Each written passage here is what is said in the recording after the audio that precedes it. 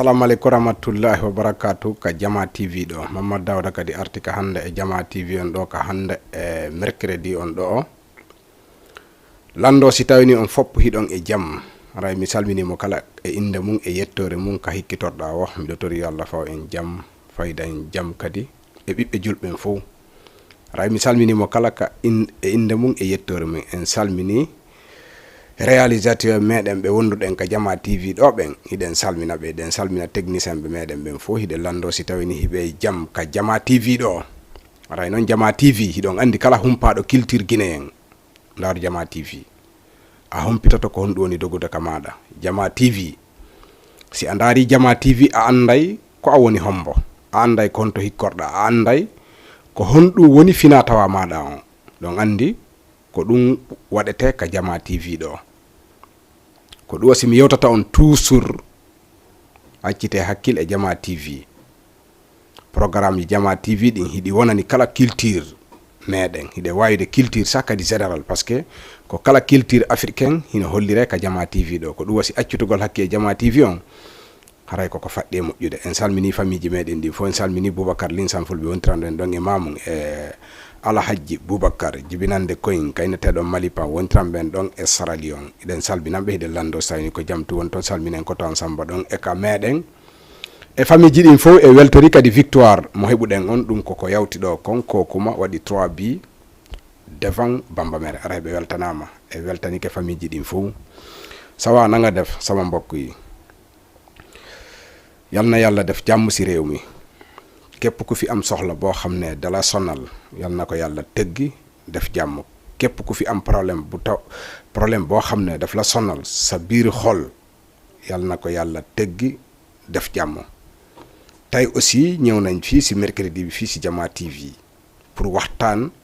ak ñun waxtaan boo xam ne bu yeete la parce que boo ko dégloo rek noo def nga am loo for loo xam ne dina la jëriñ loolu la ñuy waxtaanee fii Jama TV maanaam lu ñuy wax lépp na boobu na bu may def toujours day am lu muy joxoñ nit ñi buñ ci bàyyee xel rek bari na ci jëriñ léegi dañuy wax tuuti olof wax tuuti aussi pël jaxase ko pour nit ñi mun a comprendre lan la ñuy expliquer on jaarama haray en salmini ɗo Mamma Saliou Dukuku wontiro ɗo e Grand Yoff Pamecas watde Mamadou Alpha coiffeur jo emprunté be makko ben fo hino salmina hino jarna ka Jama TV do haray den arde natanen Tindi e Tali on leron dogi seeda kono hidon andi letudo hino buri tultudo ko letuda o ko letuda si tay a tultali haray hino yaado haray den salmina don hajjaminata babam bakunda don e France e hajja marema bente linsange me wontram ben don e Amerique hide lando si tawni ko jamtu woniri kabe hikkitori ton aray non mo kala ka hikkitori e aduna on ka wonda dabbirde o dabban hoore ma respect e teddungal tentini enen sorti sang on kon woni respect e teddungal on tigi wada ko hani wadude kon kodo tusuru yo won huldo reedu tawana hulde reedu ko fino haajuji ma di yawtira ko alama e lawol ko wata naatu kala ko neddo tawata pelette concernant ma sa nata lemu parce que si goddo mettinani mo on mutike mette ko yango beydoto mais toujours sa jodike ka duwada jodade ton goto immintama don andi ko hondu woni neddo kala ka jodda immintake sa ari atawi lambe no jodi mako babbe no jodi a jodike ka mako babbe jottodo bennay pay ko immo sa jodi ka lando jottodo bennay immo ka lando jottodo ko sa ari a jodike ka leydi direct ko to yata ya immo mo besi andi place mum on tun haray dum no foti dum no tawa e andugol ko hondum du'a wadude sa andi ko doda wadde rayda foygiti ko dum nete liberté neddo dabbanay hore mum liberté kono wana ya jengono ko addu'a ka hewtude habbitoda a hewta e fali forcé dum no ande dabbere meden ko tawi fali forcé ba mi heba ko si Allah kima a wakkilo tun dabba yer kun hebuda kun henya don haajuji madin si beydike anda Allah beydi si beydaki anda beydaki wana ya forsu yettugol jawle yimbe gollitira wiya après mi yobitay donc sifa dim piiji si tawoni ko ber 50,000 francs jogida henyu haajuji ma dim fo e 50,000 francs kala ko 50 million hebali andu ko dum woni Allah jonnalima kono seeda jogi ko hawrani ma kon debbo jiidoto o wadi dum don ka der bernde o ya wali fenyinde jonnon ko honto jama on buri ngaldude accita be ndudi tigga accita ko ɗum ɗon o ɓuri dolnorde e aduna makko on. O tiggi o acciti ha tawi fo andanimo. Andi sa tiggi acciti ha fo andanima, sina hankadi jofoɓe walla ɓe yi'ata nanata, ko awatama okkude ɓengu, par ce que ko okkirta goɗɗo ɓengu ko fiyo wondu e ɓengu makko, ɓe muñodira, ɓe surodira. hunde ala ko ari ka aduna ɗo tawata koyo welu tun. Pullo futane ɓiide sayi wela sayi metta, annon a haɓɓitata ko weli kon tun, ɗum gasata. Ko weli kon tun kadi sa duumike muɗum ko mayde nden kadi tawa ma e muɗum. Humpaɗo e ndar kumu jonjo natay ka nder juuri yara ha ma ya nder ton. Ko ɗum wasi ko sayi wela sayi metta, ɗum ɗon fof noon yo taga ɗon jaɓu heññude e muɗum. Si sayi o weli o heñña e makko hara waɗali ko feƴƴite. Si sayi o metti o muñño ha ñande wela, ñande weli. Andi hay tagaɗo ko non way, nde wonde a weltoto, nde wonde kadi haraɗa seytidi. Kono fof koya zéro, fof koya zéro, par ce que ko an neɗɗanke o wondi Allah no jonnuma hakkil. Ko an zerata ko metti kon, zerata kadi ko weli kon. Ko weli si ari woda ka heƴuɗa hara a wiidi tali haalanni. Ɗum no way tun ko ɓe innata mo seytini yo accu ka welto, mo weltike yo accu ka seytina, haalatake haalanna. Haray oɗo noon kanko o haɓɓiti ko faala kon ko ma ɗum ɗon tun o nangi tun tigga accita.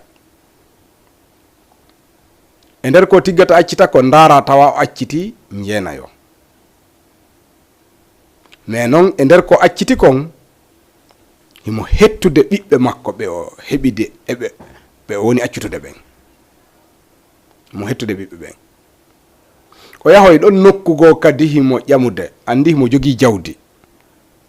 Ko ɗum hatta goɗɗo jokkira goɗɗo jogiiɗo jawdi fi okkugol mo ɓengu.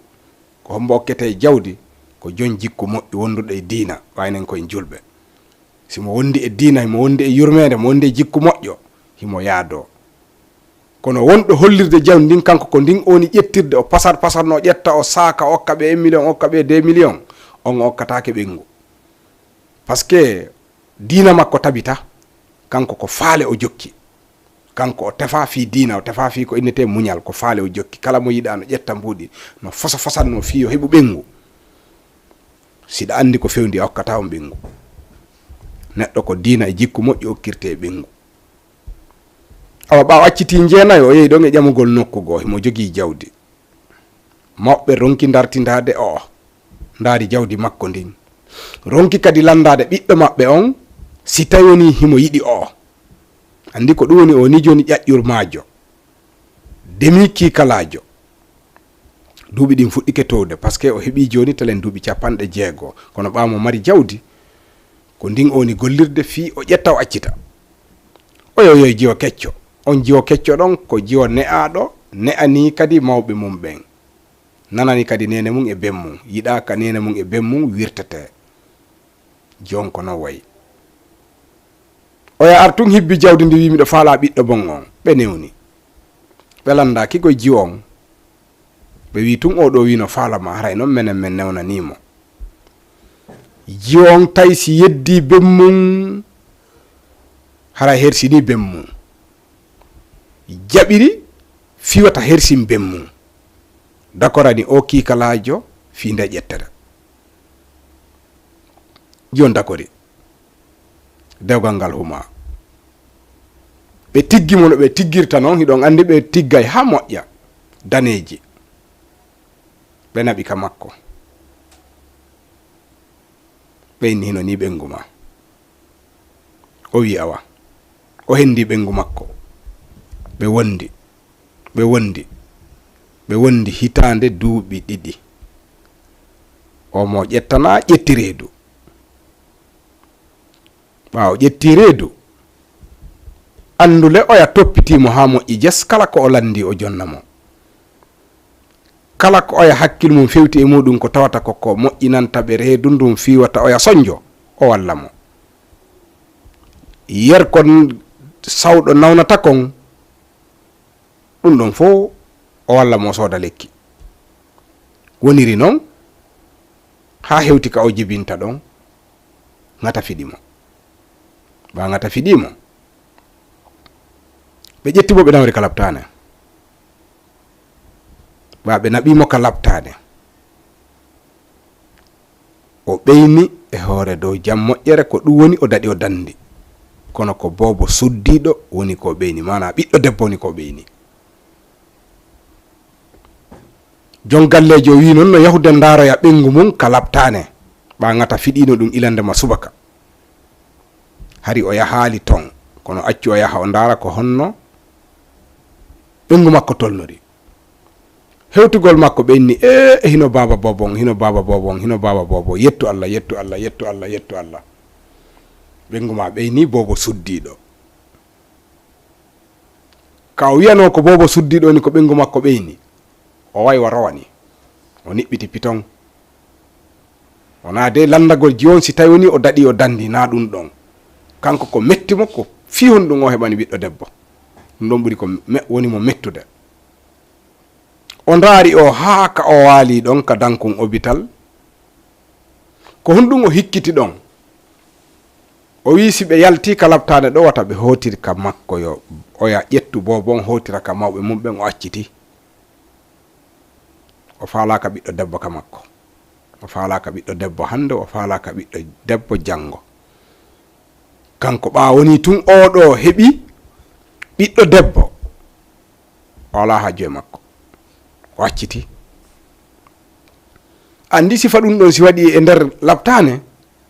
ma yimɓe ɓen mottodira fo mottodiri sas fam ɓen dankiɓe ɓen fo mottodiri gollayɓe ton ɓen fo mottodiri ɓenni ko honɗum fewndi ɗo ɓe wi he oɗo ko ɓengu mum ni ko kanko tigi woni baba bobon kono o wi ɓa ɓengu makko heeɓi ɓiɗɗo debbo o wiwata ɓengu makko hotirka makko e hotirka mawɓe mum ɓen kanko o acciti ilandema hande ilandema hande oɗo si tawi woni o hooti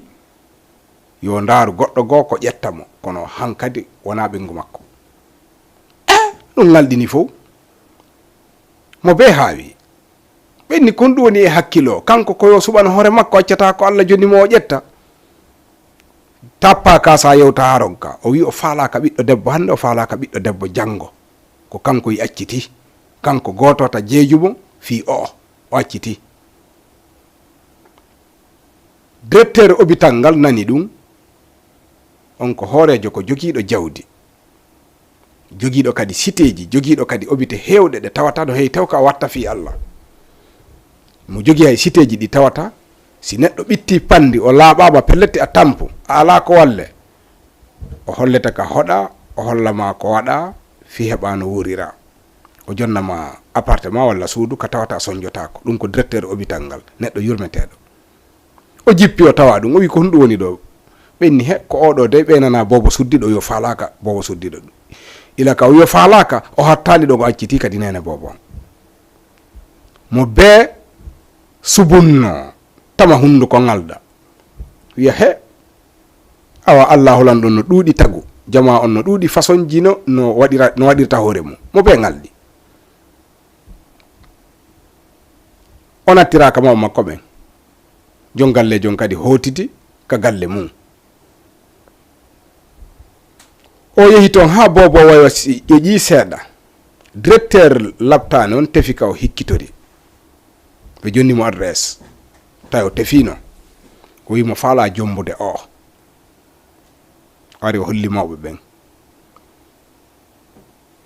o noon nene bobo wi'i ka arandu gon okkanno o landakilan ɗo o landotolan ɓe landi ɓe wi he directeur hôpital ngal ari wi no yiɗuma hiɗa yiɗi o wi mo yiɗi mo ha yeeso Allah ɓa oɗo no tawa ko o waɗa kon ko o hersina kon himo yiɗi mo ha yeeso Allah lanɗo taguɗo ɓen ɓaɓe makko wi autorité ma de fi okkugol ma o wi ella ala haray noon himo jogii bobon goto humpaka ko honto woni ko ɓeynako bobo goto kadi humpaka ko honɗum o hawkira ko sabu o bobo ɗo o yawi ƴetti bobo watti ɓiɗɗo mum naadi mo jangi alquran o tippini naadi mo ka école toujours ko premier o ƴettata jiwon yehi ha o yalti université waɗi test golle makko ɗen tawi ko comptable mana gérugol jawdi ɗum ɗo woni golle makko ko ɗum woni ko ɗaɓɓira gaɗa hettori gani wayno mari cité ji no mari hôpital no mari piiji kippeteɗi oya no jangi o wi kisan on ɓiɗɗo ardaɗo makko ɗo yo kippam mo jawle ɗen. On ɗon kippi ɗum ɗon zeri jawdi ndin. ɓengu makko kay hino jonna étage kañum tunno ɗon. ɓiɗɗon kañ kadi no jonna biro no wondi e nene mum. si fini no gollande joni baba mum ɓa ɓe mum tigi tigi acciti ɗum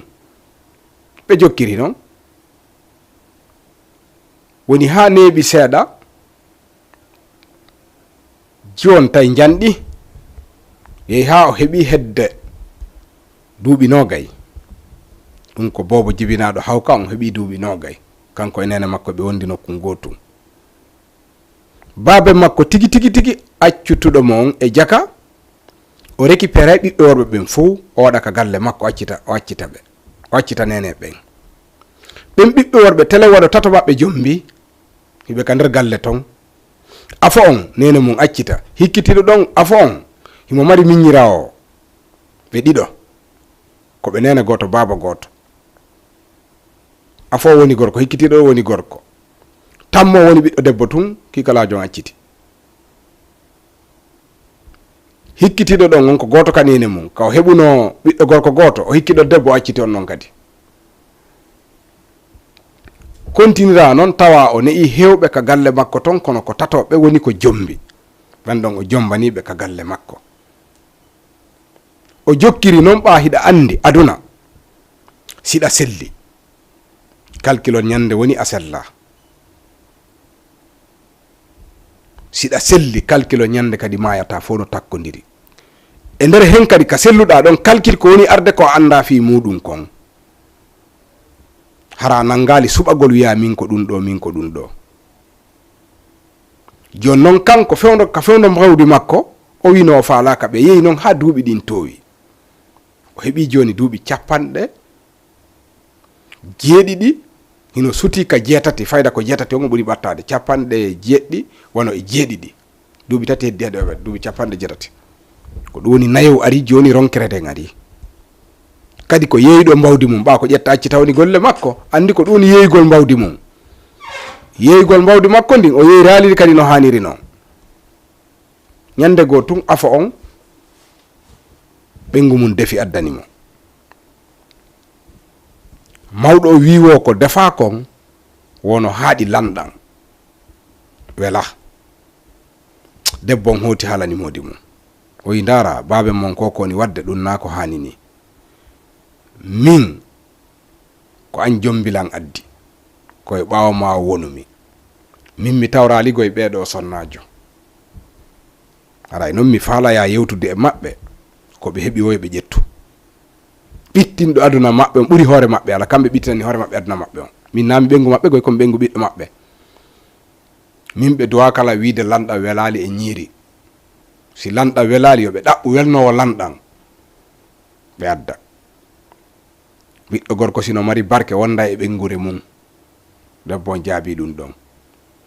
ɓiɗɗo gorko sa acciti nene makko tun o weltantako ma. kala ɓiɗɗo gorko sa acciti nene makko woni ɓiɗɗo gorko woni ɓiɗɗo debbo en wona e hakkude mon ɗum hatta waɗe. tawi ɓiɗɗo gorko on tawti ɓengu mum ko yewti kon kañ kadi no monani ben mum wi baabe min ko ɗum ɗo mi wawi jonde ɓengu am min nayo wonu e hoore ɗo e bungal golla min fayda ko ɗum woni ko Allah andino mi wuriri par ce que fewdo accitoto nene am min mi anda e fus te ko mi woni afon miñan anno ɗo miñam makko wi ko am bulanta o mawɗo min mawɗo si woni ala barke woni baba an mi loppitatake e makko goy hay si tawi mi heɓay kuddi ndin sifa ɓeɗo si woni baba ma kara ronkirta hebde kuddi par ce que ɓe ndiya rewta e ilol o mawɗo no barkini accutuɗo nene an tawi sabu miñira on debbo no ɓeyna o mawɗo no wondi e barke tammo wi min mi ala haaju e baba am min no ɓe hersiniri nene noon sabu ko mi woni nande no sife kon jaka baben falaka ɓiɗɗo debbo ka nder galle ga a sikkata ben an kañum wona pate an heɓimo kana o futtu ɗon kisanta yo heɓi ayɓe kana ben an futtu on tuma tawi ɓe falaka mawɗo joni noon duuɓi ɗin no towa tun o waɗali yurmede ɗon o dankore kanko kikalaji on feggunde ari o yo falaka ɓiɗɗo debbo joni noon o ɓiɗɗo debbo defuɗo addiɗa ko ɓiɗɗo debbo o wi noon o falaka kanko ɓiɗɗo debbo on ɗon jaabike mo ko metti modi mum jingani ɗum oɗa kadi haali ko metti ɓe fowdali ɓe wi'i o mawɗo ɗo wona wonduɗo e barke ni ɓe wontide rew maɓɓe goto wi sah min tanke o mi raɗaki mo ka nder galle ɗo ɓerdam ɓuttata naafi kanko jeeyi galle ɗen kono ɓa woni barke o ala mi yeeyay kuddi mi ittamo ka galle ɗo ko bengan tigi tigi kono ɓe yaltay ka galle ɗo tammo wi mi yurmede ala e ogoy accutuɗo nene an wikki nene an mi wawata yurmede on wana mi haalu tum kamɓe tato fof ɓe haldadi babe maɓɓe ñande go ndiyan ari ha ndiyan kay ƴawi ha haysa tuttiɗe saggay hakke ndiyan no arde e marmalle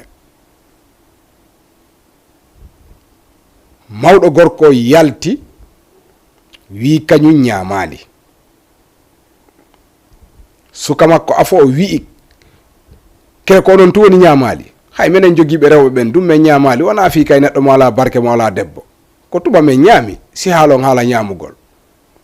mo debbo goya mawɗo gorko on inni kori watte yila on ɗaɓɓay barke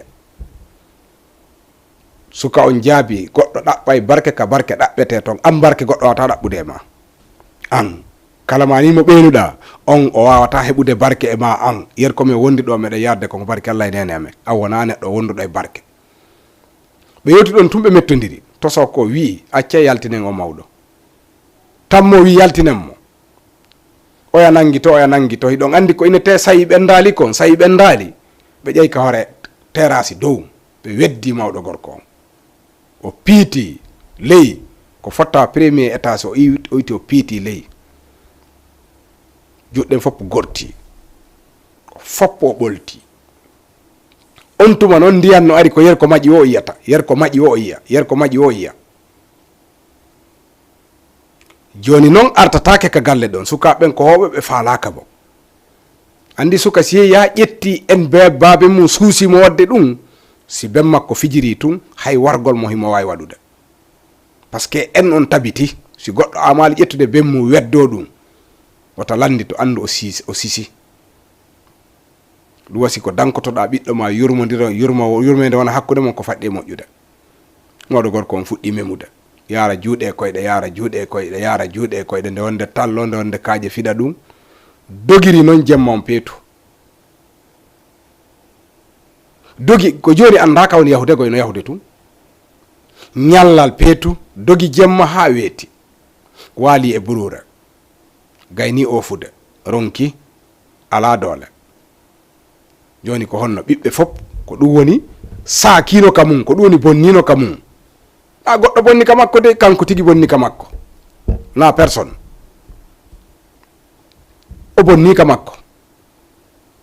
o jokki noon imo aaga tun joni no aaga tun no wawi to neɗɗo feɗɗo joni kikalajo feetuɗo ay goto wattanta ila e makko anduɓe ɓe wiya o min andu no hewtay ɗo o ko waɗi kon andi tun kala wiyaɗo acciti jeenayo kadi saabu ko accitata kon saabu on tigo ɓeyni ɓiɗɗo debbo kon fayda no ɓurtude yalanade mo kadi probléme o ñalliri noon yahoy ha niɓɓi ndiyan kadi continue o daasi ha o yaltiti e ɗin siteji ka ɓengu makko mo acciti on ƴetta ndiyan ɗan ari helti kono ha ka won ɗo no niɓɓiti o daasi tawi yeeso ngon fof ɓoltike a anditata joni kono noon andi ɓa ƴettidirɓe no wodi toon no ɓe anditirinta o hewti tun on ɓengu makko mo acciti ka hôpital anditi mo ka o andutunomo ɓandum fof mooƴi o wi wona onon ni ngoɗo gorko on tawi yo jaabo wi pelletti ko min ni mais noon ɓiɗɗo debbon ɓa ko ne'aɗo himo wondi e yurmede o fanki budde o wi habbelan ka damal ɗo seeɗa moɗo gorko on habbimo ɗon o wiido e modi makko o directeur ji hôpital jogiiɗo cité ta ko wallugol to woni gollumi o inni miɗo torade on ɗo hunde wattere ka sabi Allah inde satti nde satta ɓe moɓɓe yoton no dasoɗo ko ɓe attilan ƴettude aranal hikkiti o jomo yiwɗon ɗo no woni ɗo comptabilité no gère ndi jawdi mon ɗo o ko ɓiɗɗo maɓɓe reedu kokomi ɓeyni ka hôpital ɓe accitilan sabu komi ɓeyni o ɓiɗɗo debbo ɗo haray miɗo faala yon accanam mi wonda yer ko Allah acci men fof kon siko no arda yaala si ɓe yehi awa si tawi woni kala mani mo Allah holan ɗon ƴettiti accon men ɗo mi wonda ɗo hande Allah ƴettiti men wo yermeɗe wuuri mi wonda ɗo dertejo wi ella fus ala ton ella fus ala ton ɓiɗɗo debbo on taƴi salaire jonni mo wi kala ko faala ɗon han kadi on serti tampere on mo hawkuno o wi kala ko faala ɗon ko ɗum ɗon nafoto ɗon baaben kala ko tawata on nafoto ko ɗum ɗon woni ka galle ɗo on serti tampere ɓe ƴetti appartement e salle de bain ka tawata hino moƴƴi jas ɓe jonni mawɗo gorko on ɓe wone ɗo ha Allah lan ɗon ƴetti taw wotaw yahu toon ha koto e wara on taw jaɓu ɗum mawɗo debbo on mawɗo gorko on hetti nasuru mum on awa ka aduna ɗo ko Allah tuwoma suɓanade jonnama ɗum ɗon jogitoɗa wiya alhamdulillah tagaɗo bewata suɓanade hoore mum sina hara koye palje wonta kala ka wiɗa a suɓoto a sakkitoray e defet mana ko ella sakkitoto e hoorema tawa ko an addanimo hoorema goɗɗo laɓɓin ɓernde ma nden kala ko Allah jonnuma e yiidi ƴetta ayay woɓɓe no inna min Allah o kallantaw ɓiɗɗo gorko a sikko an a andintinayi Allah ko andi kon Allah no andi koye jonnuma kon himo andi o jiɓaki woɓɓe inna sa heɓali ɓiɗɗo gorko haray a heɓali lonto ka galle daare hande yaasi hande rewɓe ko woni ekkade naɓa nene mum makka naɓa ben mum makka si haaju yani hande tinna tawa rewɓe hunti haaju hande ko debbo tuyata jikka o jonnama 1 million woni franc guine woni CFA woni goɗɗum go tinna an wiya an a falaka ɓiɗɗo debbo a miijitike kala heɓaɗo addaka aduna ɗo wona debbo jiidimo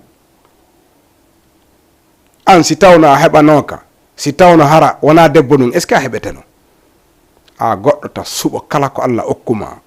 toroyo Allahu lanɗo wurnide e muɗum waɗa fiira e barke e muɗum wona yo neɗɗo suɓo o suɓi ha o suɓi tana makko on par ce que ko worɓe o suɓi tawi tana on ko ɗon woniri ko añi kon tawi ko ɗon ɓuttu makko on woni ko ɗum o sakkitori o sakkiti gurdam welɗam saabu on ɓiɗɗo debbo mo hawki ɓawo tewtaki mo andi kadi nayo tewtodira neɗɗo moƴƴo on koyo woni moƴƴo tuule tan kanko nayo tewto nayo yotto par ce que si o ɓengu makko yettino hay o daratano mo kono o yottaki o wi kanko ko modi makko ni yoɓe acci wona ɗon tawi kadi directeur on no jogui jawdi ha tawi waɗatamo hay fo so acci ɓe woni ɗon aray tagaɗo ko wattango yila wigol min mi jom mbimiɗo faala ɓiɗɗo gorko Allah hokkayma ɓiɗɗo gorko walla mi jom mbimiɗo faala ɓiɗɗo debbo ko Allah hokkayma ɓiɗɗo debbo kala ko wonɗa ɗaɓɓude ka aduna ɗo naafi ka ɓiɓɓe tun jawdi o ko woni wo kala ko sunaniɗa yo taw hara Allah no muyamma sina ɗum a tampintinoto sori ɗo sortori ɗo mi waɗi ɗum ɗo mi wattiri ɗum ɗo fof ko Allah muyamma kon a hendoto simaya jara noon dogugol ha doga ha yana walla doga ha barma fiyo heɓu ko Allah hoddiranma kon fof Allah hulan ɗon jonnete raygol taalol ɗo kadi ko ni goy yaari ko moƴƴi kon fof eɗen tori yo Allah waɗu hakkunde meɗen kala ko tawata hino boni hiɗen tori yo Allah hulan ɗo pottinan en kala ko boni ara miɗo yewtude kadi seeɗa ka olofu ɓe wawa famude mi gayntata ko fof kono mi fuɗɗoto léegi ñëwaat si léeb bi dafa am koo xam ne benn waxambaane la nañ koy waxee moom dafa am loo xam ne bugg ko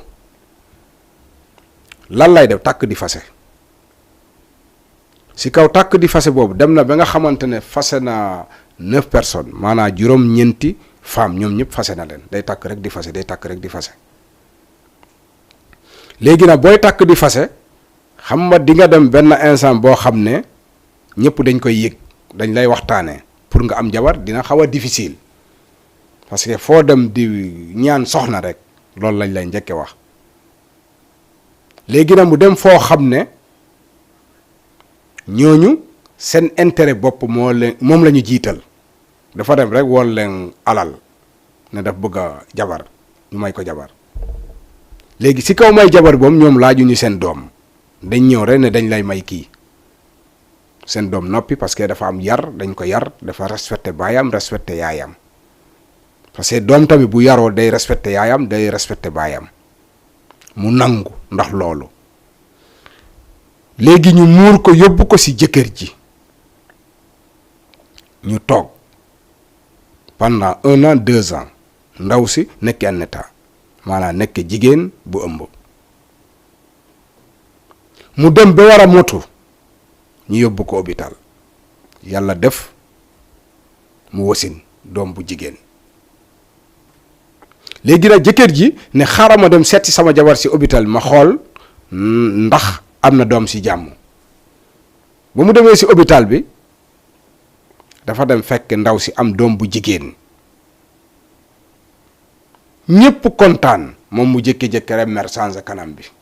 mel nii lu may bañ a wax lan moo ko metti parce que ndaw si am na doom bu jigéen, moom bëggul doom bu jigéen. après lan la tegal ndaw si ci kaw lal hôpital bi, nee na boo leen paree fii nga ñibbi sa kër, sa ndey ak sa baay fase naa la à partir de tey. ñëpp ne lan la ne parce que man bëgguma doom bu jigéen. ci kaw loolu nag dafa am ay doomu yu góor yoo xam ne moom da leen doy yar këram parce que fase na seen yaay saa bu amee doom bu jigéen da leen di fase. kooku aussi mu teg ko fa fase ko, xale bi dem kër yaayam. léegi nag cool yi ba mu baree, directeur hôpital bi daf ko yëg. kooku ku yàlla jox moyen la, maanaam dafa am alal, am ay cité, am ay xaalis bu dul jeex boo xam ne te day dimbali aussi. léegi directeur hôpital bi ba mu yëgee loolu mu ñëw laajte, ñu expliqué ko, ñu ne ko ah kii daal fii la amee doom mais jëkkër ji après daf ko mujjee fase. mu laajte fan la kooku dëkk, ñu expliqué ko, mu dem ba gisee ak parent am, mu ne daf ko bëgg a ñaan soxna. léegi xale bu jigéen mi ne ah bu njëkkee da ngeen ma mayoon koo xam ne laaju leen ma, bii da ngeen may laaj. ñu laaj ko, xale bu jigéen mi ne bëgg na, ñu takk sëy bi. directeur bi jël jox ko cité yoo xam ne moom lay gérer, jël xale bi dugal ko alxuraan mu jàng wàccee, dugal ko école, mu dem ba université, génn nekk comptabilité, maanaam kuy gérer alal. mooy xale bu jigéen boobu juddu ci hôpital bi tax ñu fase yaayam, xale bi di gérer, yaay ji di gérer. léegi paabale bi nga xamante ne dafa taamoon ay doomuy góor yi ñetti yëpp am nañ jabar. léegi kenn ki dafa togg andil papam, andil maanaa goroom, papay jëkkër ji. jëkkër ji lekk tuuti rek, kii papay jëkkëram lekk tuuti rek ne affaire yi dafa saf xorom, neexul. léegi femme boobu mer ñëw wax ko jëkkër ji ne man kii lu ko dal du man maa ko teg, man duma jabaram, man jabaru doomam laa. kii su nekkoon dafa am barke tuuti dina nekk ak ay jabaram. nit du dem ba âge yi mu am nii fekk amul jabar, amul lu muy taamu. man luñ ma jox moom laa koy jox. mu dem expliquer ko jëkkër ji. jëkkër ji ne ko yow yaay wax, man kii awma moom benn affaire. man ba ma nekkee gune bu ndaw la fase sama yaay. ndax lan? sama yaay dafa amoon doom bu jigéen, looloo tax mu fase ko. rakk kooku aussi waxaat la même chose, beneen rakk ji aussi waxaat la même chose. léegi lan mooy problème bi? léegi kee dafa âgé, paa bi léegi dafa âgé. xam nga moo tax nit ki soo tollee sa diggi doole war nga calculer yu bëri, feebara ngi fi, dee ngi ci, affaire yu bëri ngi ci, nit warul taamu.